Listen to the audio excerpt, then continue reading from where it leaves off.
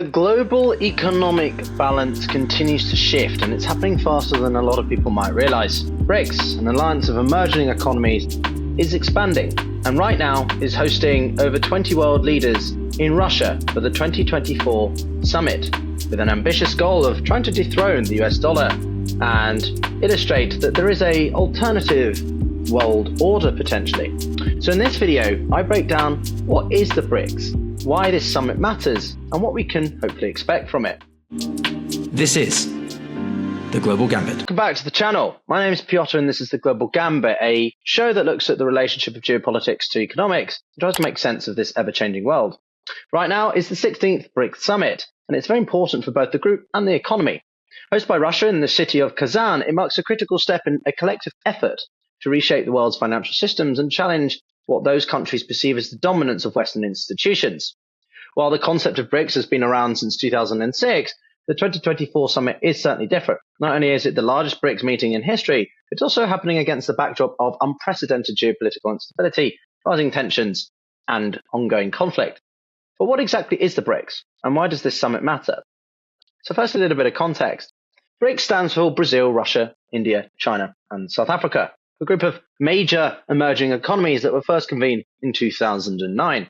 Together, these countries represent around 45% of the world's population and roughly a quarter of global GDP.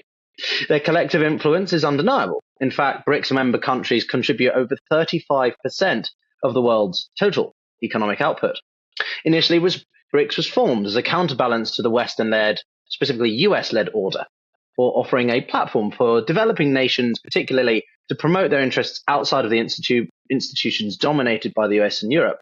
Over the years, BRICS has not only grown in size, but has also in stature, serving as a symbol of this shifting economic power from west to east and south, and a symbolism for many of an alternative option to the West and diversification away. Now, why is the 2024 summit different?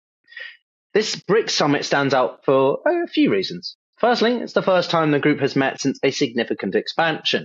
In 2023, BRICS expanded, known as the BRICS Plus, to include Egypt, Ethiopia, Iran, and the United Arab Emirates. Although Saudi Arabia has not formally joined yet, its potential inclusion also futurely underscores the growing allure of BRICS to many non-Western nations, including some which are critical allies, especially of the US. Together, these new members represent an even greater share of the world's population and economic activity. In perspective, with the new members, BRICS represents 45% of global population, and its share of GDP set to surpass that of the Western advanced economies. While the US and European economies continue to dominate global markets, BRICS economies are catching up quickly, accounting for about 16% of global trade, and expected to increase further as intra-BRICS trade and cooperation intensify. Russia, and specifically Vladimir Putin, who is chairing this 2024 summit, has described the BRICS group as a, quote, substantial element of the New World Order. With more than 30 other nations seeking to join or cooperate with the BRICS, supposedly, it's clear that the organization is evolving into a much larger bloc. Now, what's on the agenda for this summit? There are at least three main issues. Firstly is the Russia-Ukraine war occurring in Russia. This is something that's going to be dominating conversations, at least those engaging with the Kremlin specifically.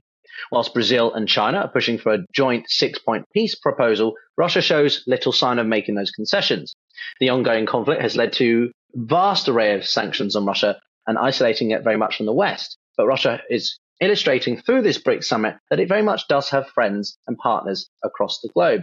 Indeed, many BRICS nations, including China and Iran, have supposedly and reportedly and very much provenly supported Russia in its war efforts, albeit some argue indirectly. Iran has continued to supply short-range ballistic missiles and drones, and there are even reports that Russia has been developing a drone facility in China, something we've covered on the channel and you can find on your screen now. Second agenda item will be tensions across the Middle East. Iran's support for its military proxies in the region have increased tensions, especially concerning Israel. While China and Russia have called for a continued ceasefire in Gaza, the UAE has played a more neutral role, acting as a mediator in the conflict, for example. These geopolitical dynamics reflect the complexity within BRICS and that not all members align on every issue, be that economic, financial, or geopolitical. Third, and arguably the overarching or underlying theme, is that of de-dollarization and just simply a diversification away from the Western-led financial system. Countries within BRICS have voiced their concerns about being tied to this financial system, especially after the sanctions on Russia has exposed the risks of over-reliance on the dollar. Other countries argue that the US's weaponization of the dollar is another reason why they need to, quote, increase their financial independence and reduce their own geopolitical and related financial risks. But while the desire to move away from the US dollar is strong, that's easier said than done. Ironically, foreign attendees at the BRICS this year have been advised to actually bring US dollars or euros for exchange, since Russian banks mostly only accept these currencies.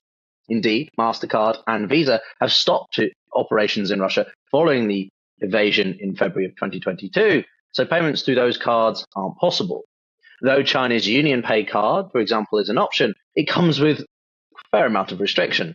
These contradictions therefore highlight the immense challenges BRICS does continue to face, and whilst on the surface sounds good, doesn't necessarily mean in substance it's ready yet to fully take on.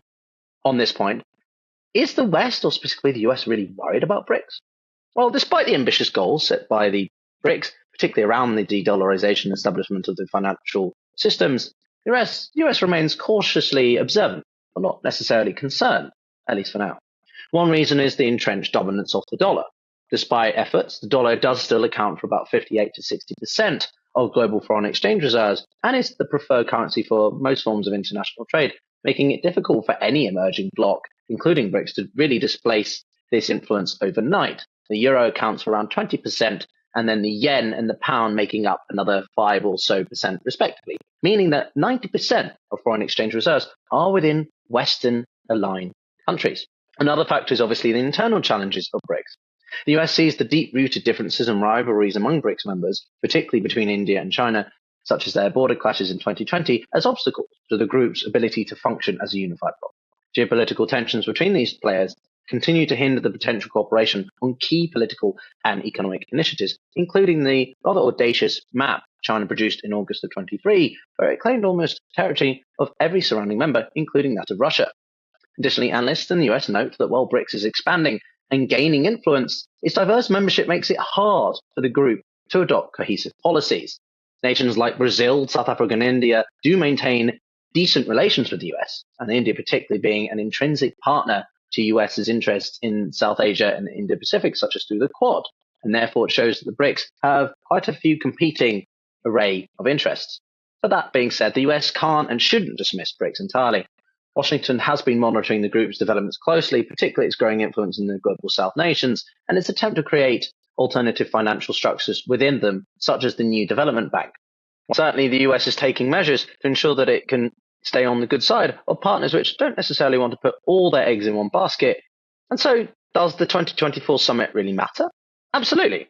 Firstly, the expansion of BRICS signals that many countries around the world are really getting more eager to publicly diversify their alliances and reduce their dependence on Western-led institutions. Saudi Arabia and its relationship with China has changed dramatically, even earlier this year, trying to reduce its petrodollar dependency. As the Turkish foreign policy expert Alice Adid Tabas has put it as well, quote, "It doesn't mean that the middle powers want to trade US dominance with China, but they are open to aligning with Russia and China for a more fragmented and autonomous world."